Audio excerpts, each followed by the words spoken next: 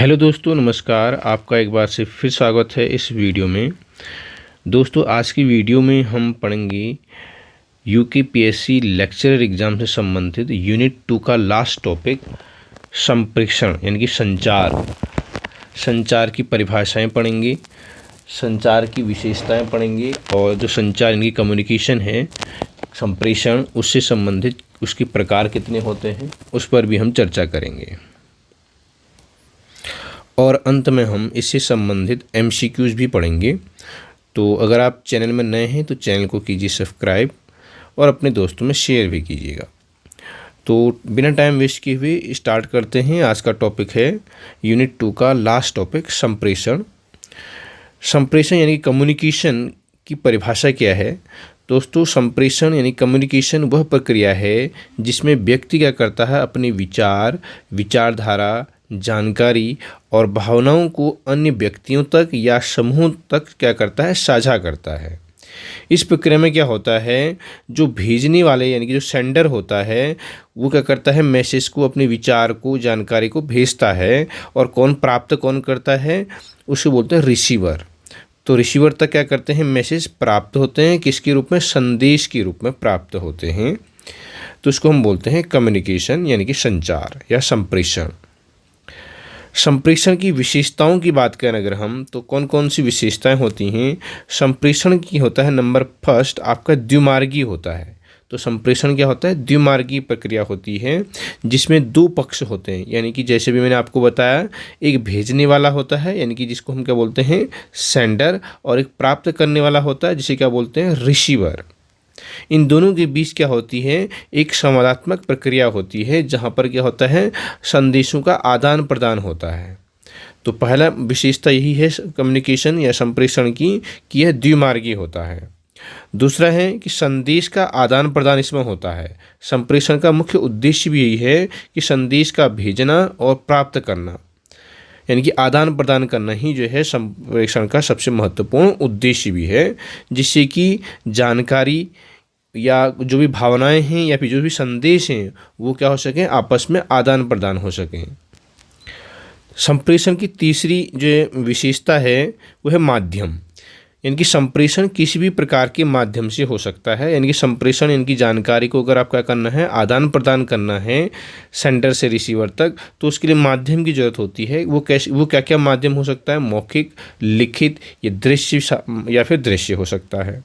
यह माध्यम संदेश, ये माध्यम जो होते हैं, चाहे वो मौखिक हो, चाहे वो लिखित हो या दृश्य हो, ये माध्यम क्या करते हैं, संदेश के प्रभाव को और स्पष्टता को भी प्रभावित करते हैं। आगे हम पढ़ेंगे कि वो किस तरह से प्रभावित करते हैं। नेक्स्ट आता है प्रतिक्रिया यानी कि फीडबैक। संप्रेषण की सफलता में प्रतिक्रिया यानी कि फीडबैक महत्वपूर्ण भूमिका अदा करता है। यह प्राप्तकर्ता द्वारा संदेश को समझने या प्रतिक्रिया देने का संकेतक होता है। यानी कि अगर सेंडर द्वारा संदेश रिसीवर को मिल जाए तो रिसीवर उसके बदले क्या करेगा, उसको फीडबैक देगा कि संदेश प्राप्त हुआ कि नहीं हुआ, संदेश को समझने में परेशानी तो नहीं हुई है ना। इस तरह की जो है वो फीडबैक देगा। नेक्स्ट है आपका संदर्भ। संप्रेषण हमेशा एक संदर्भ में होता है, किसी कॉन्टेक्स्ट में होता है जो संदेश की समझ को प्रभावित करता है। संदर्भ के बिना जो है संप्रेषण अधूरा होता है। नेक्स्ट इसकी विशेषता है संप्रेषण की सुगमता, सुसंगतता और स्पष्टता। यानी कि आपका जो संप्रेषण होना चाहिए वो स्पष्ट संदेशों से युक्त होना चाहिए, समझने योग्य होना चाहिए, जिससे कि जो प्राप्त करता है वो उसे क्या कर सकें, अच्छे तरीके से समझ सके। नेक्स्ट विशेषता है आपकी शब्दों और संकेतों का उपयोग। संप्रेषण में शब्दों के साथ साथ संकेतों या फिर शारीरिक भाषा, बॉडी लैंग्वेज जिसे हम बोलें, और आवाज़ का भी उपयोग किया जाता है जो संदेश को और अधिक प्रभावशाली बनाता है। नेक्स्ट संप्रेषण की जो विशेषता है वो क्या है, संवेदनशीलता। यानी कि संप्रेषण में दोनों पक्षों की भावनाओं और सोच का सम्मान करना आवश्यक होता है। यह समझना जरूरी होता है कि कौन सा संदेश कब और कैसे दिया जाना चाहिए। तो यहाँ पर संवेदनशीलता जो है महत्वपूर्ण विशेषता है संप्रेषण की। और नेक्स्ट है आपका संज्ञानात्मक और भावात्मक पहलू। संप्रेषण में जो होता है केवल विचारों का आदान प्रदान नहीं होता है, बल्कि भावनाओं का और संवेदनाओं का भी आदान प्रदान होता है। यह व्यक्तिगत संबंधों में भी और प्रभावशाली बनाता है।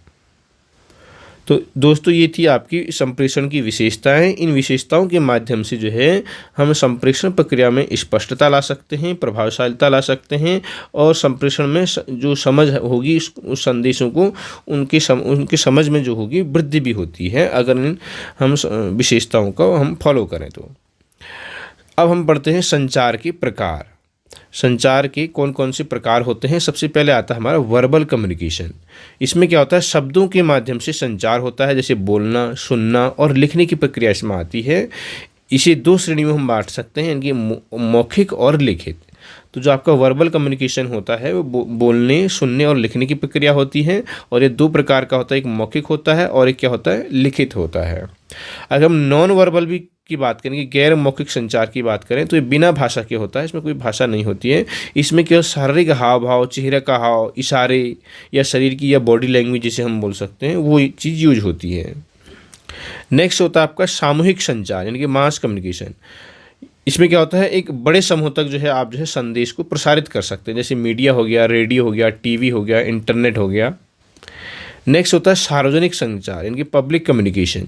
इसमें क्या होता है, एक व्यक्ति जो है एक बड़े समूह को या फिर एक बड़े दर्शकों के समूह को जो है संदेश भेज सकता है, जैसे भाषण वगैरह, चुनाव वगैरह में भाषण वगैरह होते हैं।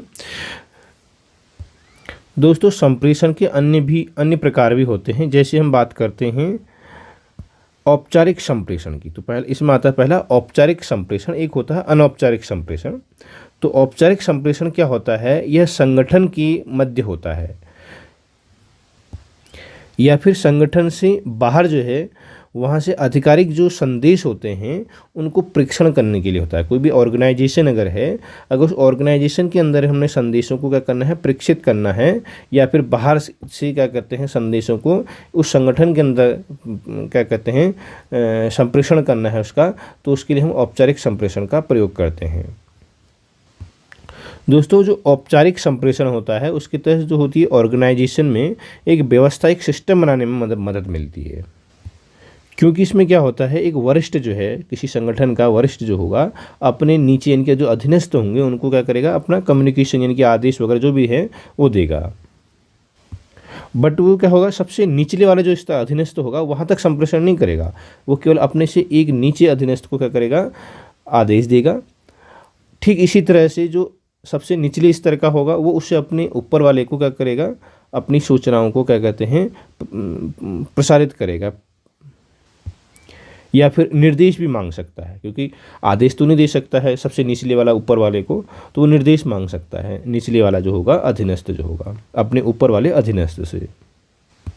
जिस कारण क्या होता है, इस तरह की संप्रेषण में व्यवस्था बनाने में मदद मिलती है। इसके भी अनेक प्रकार होते हैं। तो इसमें पहला जो प्रकार होता है वो होता है श्रृंखला नेटवर्क। श्रृंखला नेटवर्क में क्या होता है, इसमें जो लोग होते हैं वो फिक्स्ड नहीं होते हैं श्रृंखला नेटवर्क में, और सूचनाएं इसमें एक बहुत जल्दी फैल जाती हैं। जैसे कि यह इस तरह से ये फैल गई, ये इस तरह से नेटवर्क क्या कहते हैं श्रृंखला नेटवर्क चलता है, एक से बहुत लोगों को जो है ईजिली क्या होता है आपका सूचनाओं का प्रसारण हो जाता है। तो इस तरह का जो इसमें नेटवर्क होता है उसको बोलते हैं श्रृंखला नेटवर्क। तो यहाँ पर जो होती हैं सूचनाएं एकदम फैल जाती हैं, गोपनीयता नहीं रहती है।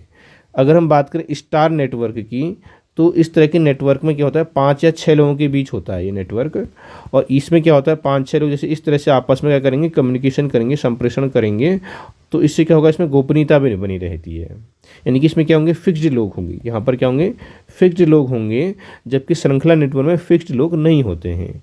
तो इसलिए क्या होगा, श्रृंखला नेटवर्क में गोपनीय सूचनाएं जो होती हैं वो गोपनीय नहीं रह पाती हैं, वो फैल जाती हैं, जबकि स्टार नेटवर्क में क्या होगा, आपकी सूचनाएं गोपनीय रहती हैं और 5-6 लोगों के लगभग मध्य होता है, अधिकतर ये उच्च अधिकारियों के बीच होता है, या उससे नीचे के 1 या 2 जो अधीनस्थ होंगे उनके ही बीच रहता है, और सबसे नीचे के जो अधीनस्थ होते हैं वो इसमें शामिल नहीं होते हैं।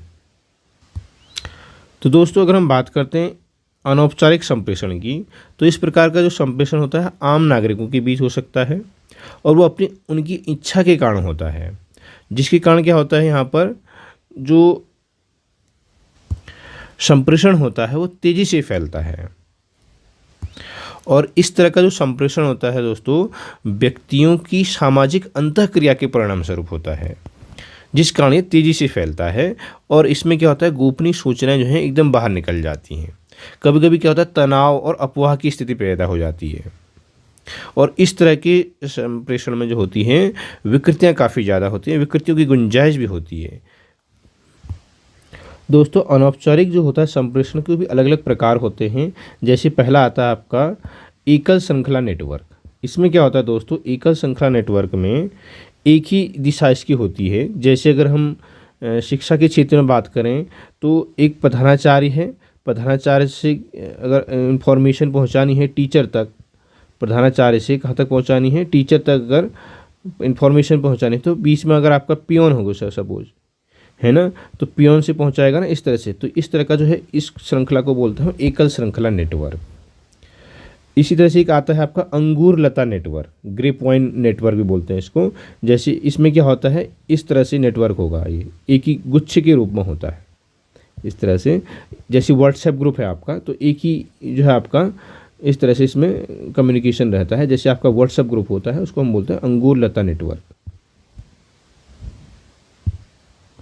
जो अंगूर लता नेटवर्क होता है दोस्तों, ये भी याद रखिएगा, ये जो होता है इस तरह का जो नेटवर्क होता है एक ही तरह के जो सदस्य होते हैं उनके बीच होता है। जैसे आप ग्रुप बनाते हैं तो एक ही तरह के ग्रुप के बीच जो है व्हाट्सएप ग्रुप बनाते हैं ना, और उसमें संप्रेषण जो होता है काफ़ी तेज़ी से फैलता होता है।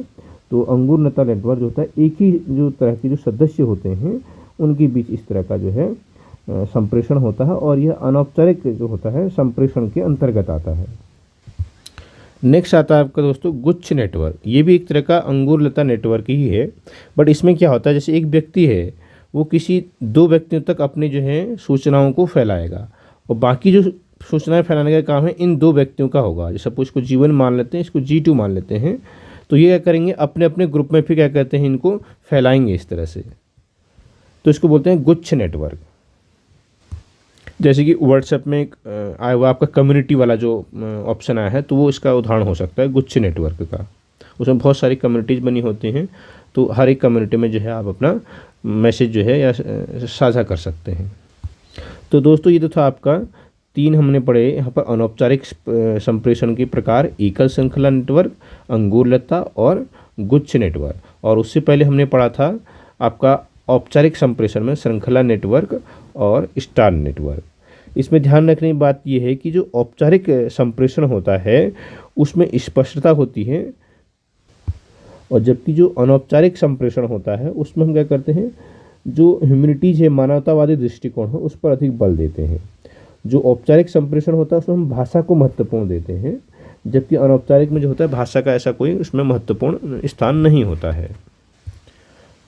दोस्तों तीसरे प्रकार का जो संप्रेषण है वो होता है लंबवत संप्रेषण, की वर्टिकल जो है कम्युनिकेशन होता है। इसमें क्या होता है, ऊपर से नीचे एवं नीचे से ऊपर, इस तरह से क्या होता है संप्रेषण होता है। यानी कि इसमें जो उच्च अधिकारी होंगे वो अपने अधीनस्थ को क्या करेंगे, संप्रेषण करेंगे, और वैसी तरह से जो निचले स्तर के जो अधीनस्थ होंगे, अधिकारी होंगे, वो अपने से ऊपर जो होंगे अधिकारी उनको क्या करेंगे, संप्रेषण करेंगे उनसे। दोस्तों लंबवत संप्रेषण के भी अलग अलग प्रकार होते हैं। सबसे पहले हम बात करते हैं अधोमुखी संप्रेषण की। तो इसमें क्या होता है, उच्च स्तर से निम्न स्तर के जो अधिकारी होते हैं उनमें जो होता है संप्रेषण होता है, यानी कि उच्च स्तर से निम्न स्तर की ओर होता है यहाँ पर संप्रेषण। तो अधोमुखी संप्रेषण में दोस्तों जो ऊपर पदों पर जो होंगे अधिकारी, वहाँ से जो सूचनाएं होंगी वो कहाँ जाएंगी, निचले स्तर के जो कर्मचारी होंगे वहाँ तक यहाँ पर सूचनाएं जो होती हैं प्रेषित होती हैं।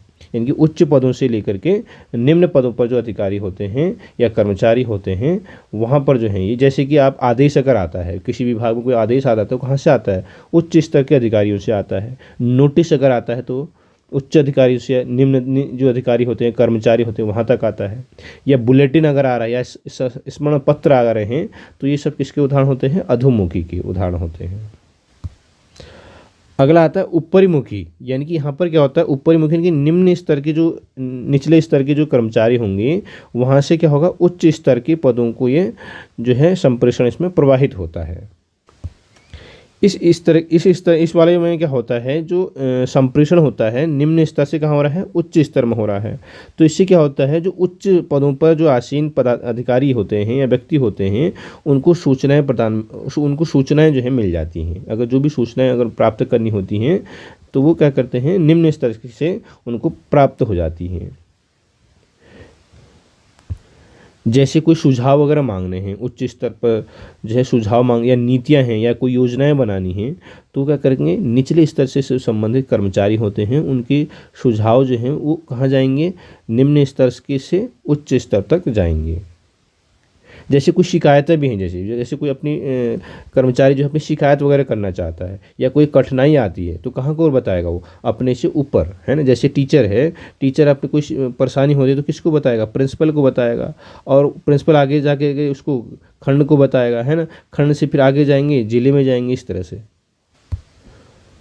तो दोस्तों आशा करता हूँ आपको अधोमुखी संप्रेषण और ऊपरी मुखी संप्रेषण में अंतर समझ में आ गया होगा। नेक्स्ट आता है आपका क्षैतिज संप्रेषण। इसमें क्या होता है, समान पद पर लगे दो व्यक्तियों के बीच प्रत्यक्ष रूप से यहाँ पर संप्रेषण होता है। जैसे आप जो है टीचर हैं तो उस स्कूल में जो भी टीचर होंगे आपस में कम्युनिकेट करेंगे ना, तो इस तरह के संप्रेषण को क्या बोलते हैं, हम क्षैतिज संप्रेषण बोलते हैं। जितने भी टीचर होंगे उनके बीच आपस में संप्रेषण होगा। कहने का मतलब अधीनस्थों के बीच में आपस में ये संप्रेषण होता है।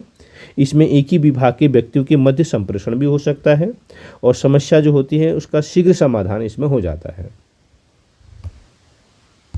नेक्स्ट आता है आपका विकर्णीय संप्रेषण।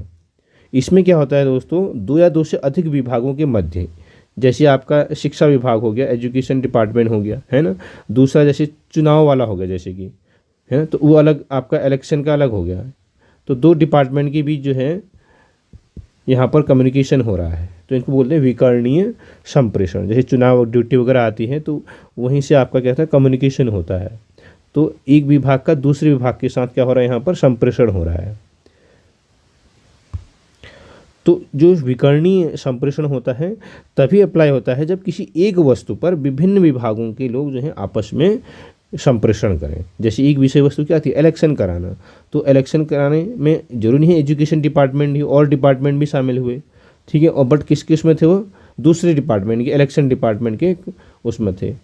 तो इस तरह के संप्रेषण को हम बोलते हैं विकर्णीय संप्रेषण। जबकि जो क्षैतिज संप्रेषण है वो किस का बीच होता है, एक ही विभाग के बीच होता है, या फिर एक ही विभाग के जो अधीनस्थ होते हैं आपस में उनके बीच जो कम्युनिकेशन होता है उसको हम बोलते हैं क्षैतिज संप्रेषण। जबकि विकर्णीय संप्रेषण में क्या होता है, दो या दो से अधिक विभागों के बीच जो होता है आपस में संप्रेषण होता है, उसको हम बोलते हैं विकर्णीय संप्रेषण। दोस्तों नेक्स्ट प्रकार का जो संप्रेषण आता है वो होता है अंतःवैयक्तिक संप्रेषण। इसमें क्या होता है, इंटरपर्सन कहने का मतलब है, इसमें क्या होता है, दूसरों को समझने की हम कोशिश करते हैं। जैसे टीचर जो है छात्र को समझता है ना, डॉक्टर जो है अपने रोगी को समझता है ना, तो उसको समझने के लिए क्या करना पड़ेगा, संप्रेषण करना पड़ेगा, है ना। तो इस तरह का संप्रेषण क्या करना कहलाता है, अंतःवैयक्तिक संप्रेषण, यानी कि इंटर पर्सनल, है ना, कम्युनिकेशन। एक होता है आपका अंतर्वैयक्तिक संप्रेषण, ये इंट्रा है, याद रखेंगे, इंग्लिश में इसको याद करिए, ज़्यादा इजी रहेगा। ये हुआ इंट्रा और ये हुआ इंटर। इंट्रा में क्या होता है, स्वयं का आकलन अगर हम करें, अपनी इच्छाओं के बारे में अगर हम सोचें, जैसे इंटरव्यू है, खुद से प्रश्न करते हैं जैसे, या एग्ज़ाम से पहले हम छात्र जो है, या अगर आप जो भी एग्ज़ाम दे रहे हैं उसके बारे में सोच रहे हैं एग्ज़ाम से पहले, तो वो क्या आता है, अंतर्वैयक्तिक संप्रेषण के अंतर्गत आता है। नेक्स्ट आता है आपका एक शाब्दिक संप्रेषण। इसमें दो तरह के संप्रेषण होते हैं, एक होता है आपका मौखिक होता है, एक होता है मौखिक और एक होता है लिखित, रिटर्न कहने का मतलब है। तो दो तरह के इसमें क्या आते हैं, आपके संप्रेषण आते हैं, एक मौखिक आता है और एक लिखित आता है। मौखिक में हम बात करें तो वार्ता आ सकती है, वार्ता अगर कर रहे हैं, व्याख्या अगर करें, लेक्चर वगैरह दे रहे हैं, या आप परिचर्चा कर रहे हैं, या सामूहिक चर्चा कर रहे हैं, प्रश्नोत्तर कर रहे हैं, कहानी कर रहे हैं, फ़ोन कर रहे हैं, तो ये किसके अंतर्गत आते हैं, मौखिक के अंतर्गत आते हैं। लिखित में क्या क्या आएंगे, जैसे लिखित में आपका समाचार पत्र आ गया, जनरल आ गया, शोध आ गया, पत्रिकाएं आ गई, वर्कबुक आ गया, वो शब्दकोश आ गया, एटलस आ गए, पुस्तकें आ गई, हैंडआउट्स आ गए, इंसाइक्लोपीडिया आ गया, या एल्गोरिदम आ गया। ये सब किसके अंतर्गत आता है, आपके शाब्दिक के अंतर्गत आते हैं। एक अंतिम है आपका अशाब्दिक। अशाब्दिक संप्रेषण जैसे कि वाणी से हम संकेत करें, या मुख से मुद्रा बॉडी लैंग्वेज करें, या स्पर्श से जो है संपर्क करें, तो इस तरह का जो है अशाब्दिक, यानी कि इसमें भाषा की ज़रूरत नहीं होती है अशाब्दिक में। तो ये थे इम्पोर्टेंट जो हैं आपके संप्रेषण के प्रकार, जो कि यूपीएससी लेक्चर एग्ज़ाम के लिए काफ़ी महत्वपूर्ण हैं। और ये आपके यूनिट 2 में मेंशन भी किया हुआ है साफ साफ संप्रेषण के प्रकार। दोस्तों अगर हम बात करें संप्रेषण के सिद्धांतों की, तो कौन कौन से सिद्धांत होते हैं। सबसे पहले तो स्पष्टता का सिद्धांत, यानी कि संप्रेषण ऐसा होना चाहिए व्यक्तियों के बीच वो क्या होना चाहिए, स्पष्ट होना चाहिए, समन्वय होना चाहिए। सेंडर और जो रिसीवर हैं उनके बीच क्या होना चाहिए, समन्वय होना चाहिए। साथ में क्या होना चाहिए, संगतता होनी चाहिए, यानी कि इसमें क्या होता है, कोई विरोधाभास नहीं होना चाहिए, एक दूसरे से कोई विरोधाभास नहीं होना चाहिए, एक दूसरे के विपरीत भी नहीं होना चाहिए, बात है कहने का मतलब है। चौथा आपका विशिष्टता होनी चाहिए। विशिष्टता मतलब क्या होता है, यहाँ पर सूचनाएं जो होनी चाहिए शिष्ट होनी चाहिए, शालीन होनी चाहिए, कठोर शब्दों का प्रयोग नहीं होना चाहिए। एक और हो सकता है, इसमें बहुत सारे हो सकते हैं बट मेन यहाँ पर बात करूँगा ध्यान आकर्षण का सिद्धांत। इसमें क्या होगा, आपको इस तरह से अपना कम्युनिकेशन करना है जिससे कि दूसरा जो रिसीवर है वो उनको अच्छे से सुने, उसका ध्यान आकर्षित हो जाए आपकी ओर। तो इस सिद्धांत को बोलते हैं हम ध्यान आकर्षण का सिद्धांत, जिससे कि गलत संदेश न भेज सके, या फिर कह सकते हैं कि गलतफहमी न हो। अगर ध्यान आकर्षित रहेगा तो क्या होगा, उस पर जो कह रहा है सेंडर वही क्या कहते हैं, रिसीवर भी क्या करेगा, उसको रिसीव करेगा। दोस्तों हम बात करते हैं संचार के तत्वों की। तो इसमें कौन कौन से तत्व होते हैं। पहला होता है सेंडर, यानी कि जो व्यक्ति क्या करता है, संदेश भेजता है, उसको हम सेंडर बोलते हैं। दूसरा होता है संदेश, यानी कि मैसेज, यानी कि जो जानकारी होती है या विचार होते हैं जिसको हम भेज रहे हैं उसको हम बोलते हैं मैसेज। तीसरा जो तत्व होता है मीडियम, यानी कि जिस माध्यम से हम क्या कर रहे हैं, उस मैसेज को भेज रहे हैं, संदेश को भेज रहे हैं, उसको बोलते हैं मीडियम। जैसे कि आपका पत्र हो गया, टेलीविज़न हो गया, व्हाट्सएप हो गया, जो भी है आपका जिस मीडियम से आप, ईमेल हो गया है ना, उसको हम बोलते हैं मीडियम। और चौथा होता है आपका रिसीवर, यानी कि प्राप्तकर्ता, यानी कि जो संदेशों को प्राप्त करेगा या जो भी व्यक्ति या जो भी समूह प्राप्त करेगा उसको हम बोलते हैं रिसीवर। और उसके बाद आता है पांचवा जो आप इसका तत्व है फीडबैक, यानी कि प्रतिक्रिया। प्राप्त करता है यानी कि जो आपका रिसीवर होगा वो अगर संदेश उसको प्राप्त हो जाएगा तो बदले में क्या करेगा, वो प्रतिक्रिया देगा, या फिर यह हुआ उत्तर ऐसा देगा जिससे कि वो बताएगा ऐसा कि भाई हमको संदेश मिल गया है और समझ में आया है कि नहीं आया है, वो फीडबैक देगा। एक आता है इसमें शोर, हालांकि शोर इसमें क्या करता है, बाधा डालता है। तो शोर क्या करता है, संचार में रुकावट डालता है। बाहरी शोर है या मानसिक जो है स्थिति जैसी भी है, तो ये क्या करेगा, आपका बाधा डालेगा। अगर हम अवरोधों की बात करें दोस्तों, तो कुछ अन्य अवरोध भी आ सकते हैं, जैसे शारीरिक अवरोध आ सकते हैं, जैसे शोर हमने बताया जैसे कि आपको है नहीं, दूरी कितनी दूर है, अगर दूर होगा तो हो सकता है कि एकदम इजीली जो है कम्युनिकेशन नहीं हो पाए, या तकनीकी की समस्याएं आ गई। मानसिक अवरोध में जैसे कि डर है, तनाव है, संकोच है, ये भी क्या करते हैं, संचार में जो है बाधा डालते हैं। भाषाई अवरोध भी है, अगर भाषा समझ में नहीं आ रही तो क्या होगा, कम्युनिकेशन बैरियर हो जाएगा। तो भेजने वाला और प्राप्तकर्ता इनकी अलग अलग भाषाएं नहीं होनी चाहिए, एक जैसी भाषाएं होनी चाहिए। सांस्कृतिक जो अवरोध हैं वो भी जो हैं इसमें प्रभाव डालते हैं। दोस्तों अगर हम बात करें संचार के महत्व की बात करें, तो पहला है इसमें शिक्षण प्रक्रिया में संचार का क्या महत्व है। संचार का प्रभावशाली प्रयोग अगर हम करें, शिक्षक अगर करें, तो इससे क्या होता है, शिक्षक और छात्रों के बीच बेहतर संबंध स्थापित होता है और सीखने की प्रक्रिया और प्रभावी बनती है। दूसरी हम बात करें इसका महत्व क्या है, कक्षा प्रबंधन। सही संवाद कक्षा में जो होता है अनुशासन और संगठन को बनाए रखने में मदद करता है। तीसरा है छात्रों का विकास। अच्छे संवाद कौशल छात्रों को सीखने की क्षमता को बढ़ाते हैं और उनमें क्या करते हैं, आत्मविश्वास भी पैदा करते हैं।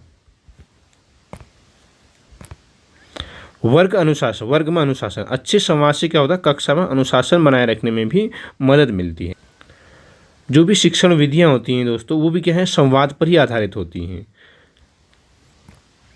चाहे हम मार्गदर्शन दें बच्चों को, या उनको मोटिवेट करें, या फिर शिक्षण का कोई भी हम तरीका अपनाएं, उन सब में क्या होती है, संप्रेषण की ज़रूरत होती है।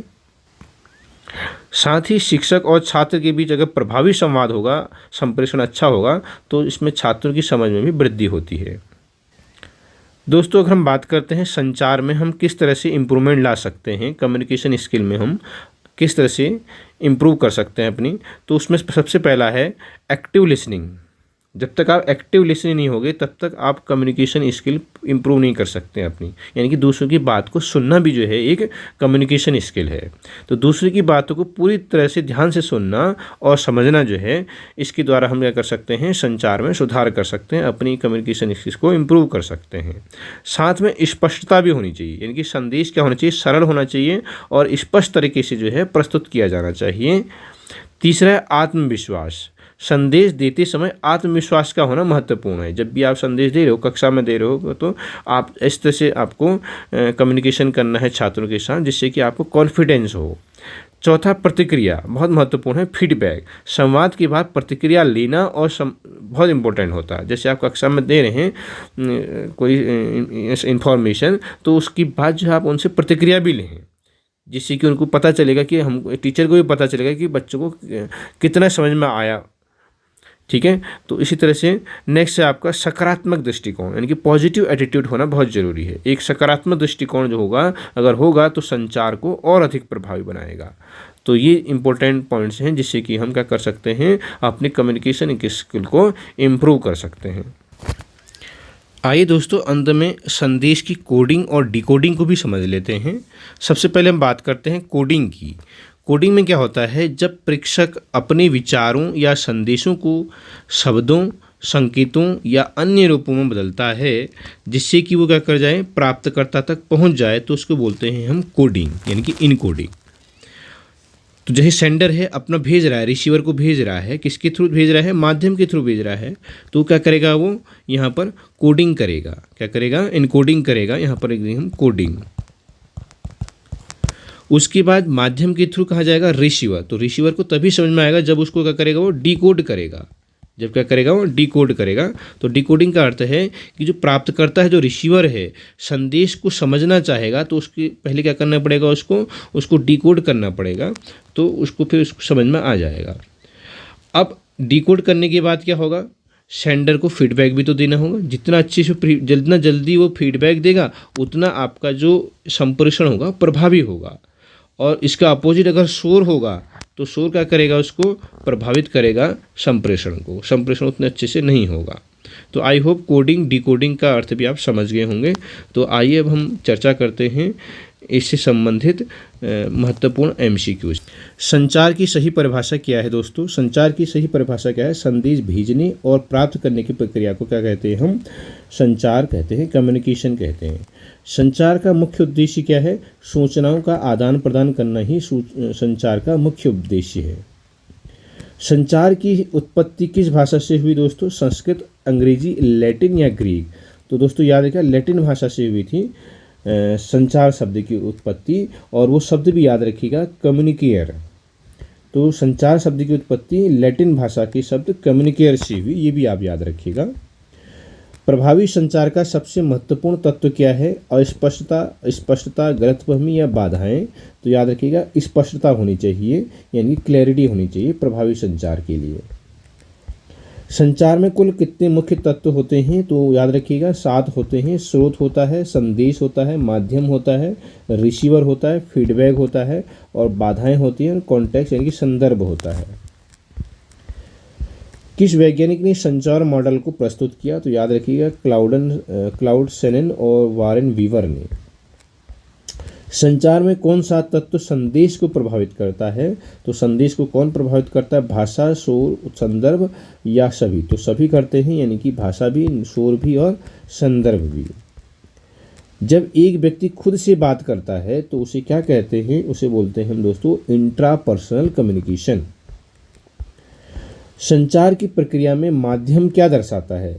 संदेश का विषय, संदेश भेजने का तरीका, संदेश प्राप्त करने वाला या संदेश का प्रभाव? तो माध्यम जो होता है संदेश भेजने का तरीका दर्शाता है। जब दो लोग आमने सामने बात कर रहे हैं तो यह कौन सा संचार होगा? इंटरपर्सनल, इंट्रापर्सनल, मास कम्युनिकेशन या डिजिटल कम्युनिकेशन? दोस्तों इस तरह का जो होगा इंटरपर्सनल संचार या इंटरपर्सनल कम्युनिकेशन होगा। अखबार और टेलीविज़न किस प्रकार का संचार है? तो ये होता है मास कम्युनिकेशन का। दोस्तों नेक्स्ट है, जब कोई सूचना बिना अनुमति की अनौपचारिक रूप से प्रसारित होती है तो उसे क्या कहते हैं? ग्रे पॉइंट, औपचारिक या दृश्य संचार या फिर मौखिक संचार। तो दोस्तों याद रखिएगा, जब कोई सूचना बिना अनुमति के हम अनौपचारिक रूप से प्रसारित कर रहे हैं तो वो आती है ग्रे पॉइंट संचार के अंतर्गत। संचार के कितने प्रकार होते हैं? तो दोस्तों याद रखिएगा, वैसे तो बहुत सारे संचार के प्रकार होते हैं, मैंने आपको बताए थे इतने सारे, पर मुख्य रूप से 4 होते हैं। वो कौन कौन से होते हैं? मौखिक, लिखित, दृश्य और गैर मौखिक। नेक्स्ट क्वेश्चन है, संकेत किस प्रकार की संचार का उदाहरण है? मौखिक, गैर मौखिक, लिखित या दृश्य संचार। तो याद रखिएगा दोस्तों, गैर मौखिक संचार का यह उदाहरण है संकेत, यानी कि साइन लैंग्वेज जो है गैर मौखिक संचार का उदाहरण है। नेक्स्ट क्वेश्चन है, प्रभावी संचार के लिए सबसे महत्वपूर्ण तत्व क्या है? सही शब्दों का चयन, ध्यानपूर्वक सुनना, सकारात्मक बॉडी लैंग्वेज या सभी। तो यानी कि सभी यहाँ पर होंगे, बॉडी लैंग्वेज भी सही होनी चाहिए, सुनने वाला भी होना चाहिए अच्छे से, और शब्दों का सही चयन भी होना चाहिए। ऑफिस में अधिकारियों द्वारा कर्मचारियों को दिए गए निर्देश किस प्रकार का संचार है? तो दोस्तों मैंने आपको वीडियो में ही बताया था स्टार्टिंग में, तो ये कौन सा संचार होता है? औपचारिक संचार होता है। व्हाट्सएप चैट जो है किस प्रकार से का संचार है? मौखिक, लिखित या गैर मौखिक या दृश्य संचार। तो ये लिखित संचार है।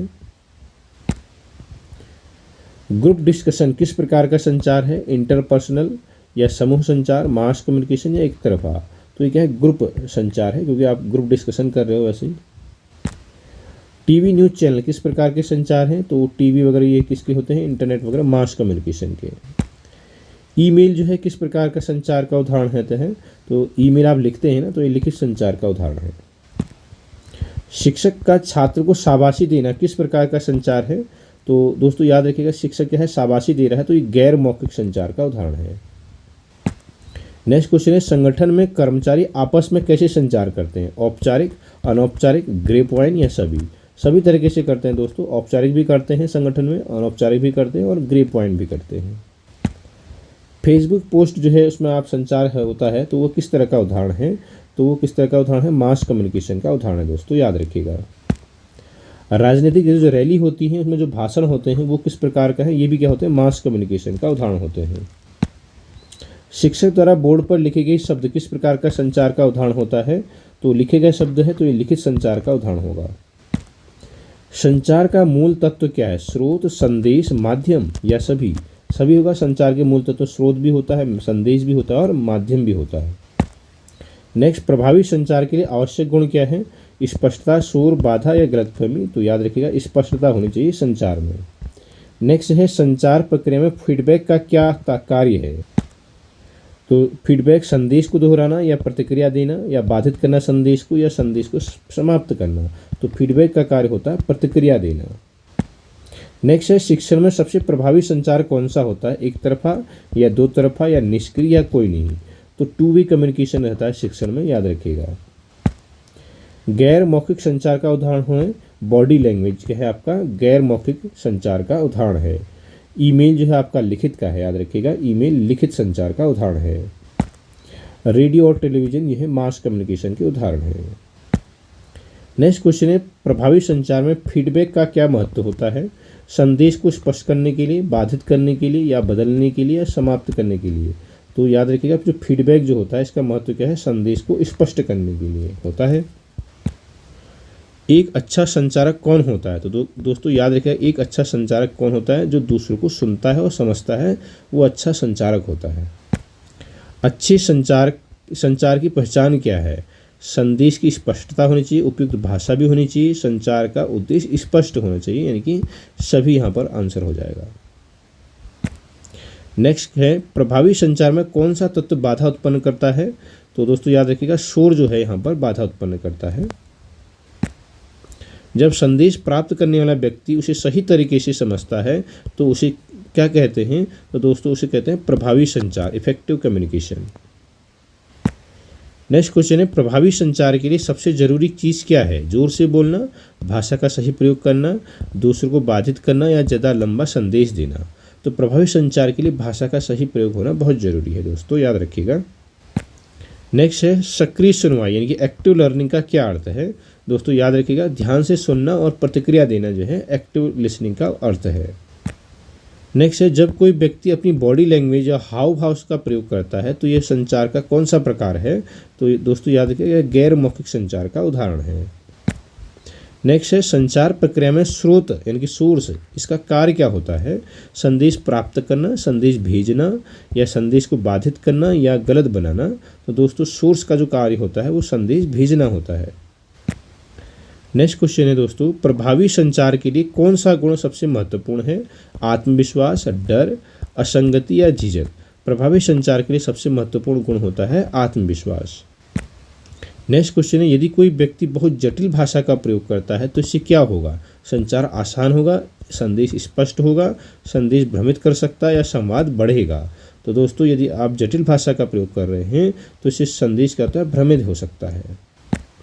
नेक्स्ट क्वेश्चन है, प्रभावी संचार के लिए कौन सा महत्वपूर्ण नहीं है पूछ रहा है। सकारात्मक बॉडी लैंग्वेज, सही शब्दों का चयन, ऊंची आवाज़ में बोलना या अच्छे विचारों की अभिव्यक्ति। तो दोस्तों प्रभावी संचार के लिए कौन महत्वपूर्ण नहीं है? ऊंची आवाज़ में बोलना महत्वपूर्ण नहीं है। आपकी बॉडी लैंग्वेज सही होना चाहिए, शब्दों का चयन सही होना चाहिए, अच्छे विचारों की अभिव्यक्ति होनी चाहिए, बल्कि ऊंची आवाज़ में बोलने से यहाँ पर कुछ नहीं होगा। तो ये महत्वपूर्ण नहीं है प्रभावी संचार के लिए। नेक्स्ट क्वेश्चन है, प्रभावी संचार में विषय ज्ञान क्यों जरूरी है? क्योंकि इससे क्या होता है? संदेश स्पष्ट होता है। अगर आपका विषय का ज्ञान नहीं होगा तो आप कक्षा में जो है किस तरह से संदेश को पहुंचाएंगे, है ना। तो इससे क्या होगा? आपका अगर विषय का ज्ञान होगा तो संदेश स्पष्ट रूप से पहुंच जाएगा विद्यार्थियों तक। नेक्स्ट क्वेश्चन है, प्रभावी संचार में संक्षिप्तता यानी कि का अर्थ का महत्व बताओ कह रहा है। तो ऐसा क्या है जो संक्षिप्तता का महत्व होता है? संदेश को छोटा और स्पष्ट बनाता है, या फिर संदेश को जटिल बनाना होता है, या संदेश को अस्पष्ट करना होता है, या संदेश को लंबा बनाना होता है। तो प्रभावी संचार में जो संक्षिप्तता का अर्थ होता है वो संदेश को छोटा बनाना होता है और स्पष्ट बनाना होता है।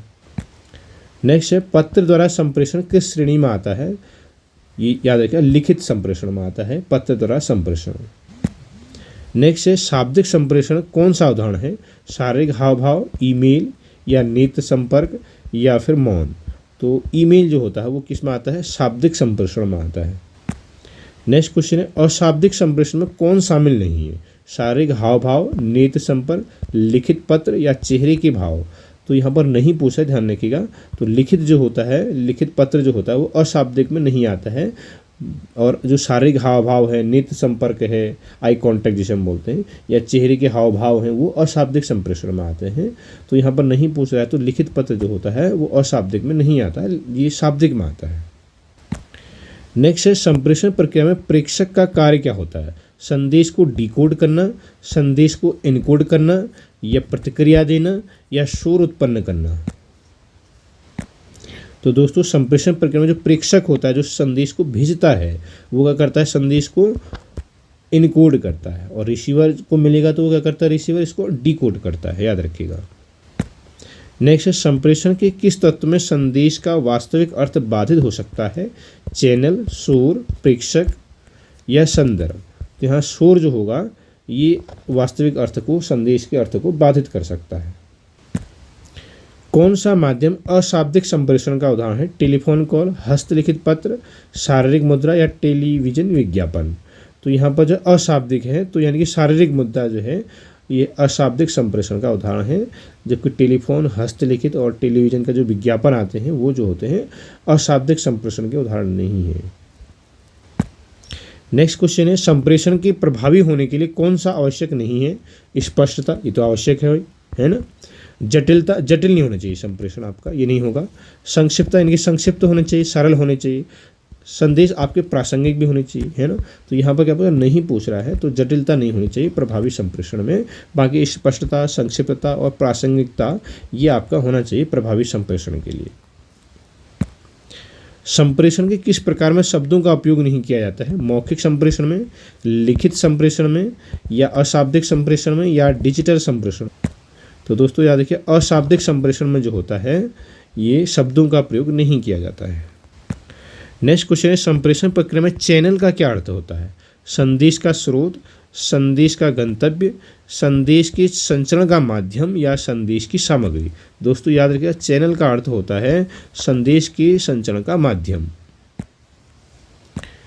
दोस्तों नेक्स्ट क्वेश्चन, संप्रेषण प्रक्रिया में कोडिंग का क्या अर्थ है। कोडिंग का अर्थ होता है दोस्तों संदेशों को संकेतों और प्रतीकों में बदलना। दोस्तों नेक्स्ट क्वेश्चन है, संचार किसे कहा जाता है। तो याद रखिएगा, विचारों, भावनाओं और सूचनाओं के आदान प्रदान को संचार कहते हैं। नेक्स्ट क्वेश्चन है, संचार की प्रक्रिया में इनकोडिंग का क्या अर्थ है। तो इनकोडिंग का अर्थ मैंने बताया आपको, संदेश को कोड में बदलने को क्या कहते हैं, इनकोडिंग कहते हैं। नेक्स्ट क्वेश्चन है, संचार के किस घटक में संदेश का अर्थ प्राप्तकर्ता द्वारा समझा जाता है। डिकोडिंग, एनकोडिंग, फीडबैक या शोर। तो यहाँ पर दोस्तों याद रखिएगा, डिकोडिंग। संचार के किस घटक में संदेश का अर्थ प्राप्तकर्ता के द्वारा समझा जाता है। तो प्राप्तकर्ता क्या करता है, उसको डिकोड करता है, तब समझता है। तो यानी कि ऑप्शन नंबर ए हो जाएगा। और जब संदेश जो है प्रेषक जब संदेश को भेजता है तब क्या करता है, इनकोडिंग होती है उसकी संदेश की, याद रखिएगा। नेक्स्ट क्वेश्चन है, संचार के कौन से घटक में माध्यम शामिल होता है। प्रेषक, संदेश, प्राप्तकर्ता या चैनल। चैनल शामिल होता है, याद रखिएगा। माध्यम जो होता है संचार के कौन से घटक में, इनकी चैनल वाले घटक में कौन शामिल होता है, माध्यम शामिल होता है।